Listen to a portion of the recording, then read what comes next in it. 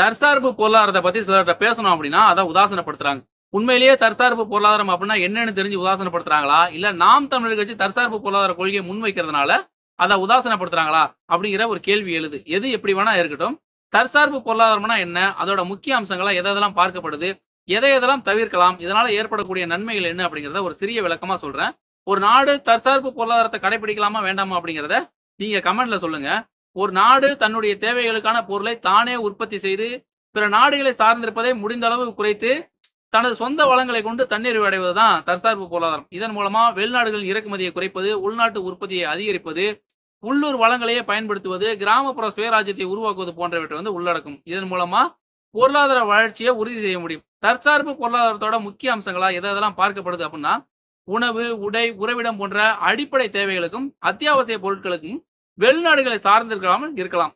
உற்பத்தியை அதிகரிப்பது மட்டுமல்லாம, வெளிநாடுகளுக்கும் ஏற்றுமதி செய்யலாம். உள்ளூர் இயற்கை வளங்களை பயன்படுத்துவது, தொழிலாளர்கள் மற்றும் தொழில்நுட்பங்களையே பயன்படுத்திக் கொள்ளலாம். கிராமப்புறங்களை வலுப்படுத்துவதன் மூலமா, அவர்களின் தேவைகளை அவர்களே பூர்த்தி செய்து கொள்ள முடியும். இதன் மூலமா நிலையான மற்றும் நிரந்தர பொருளாதாரத்தை உருவாக்க முடியும்.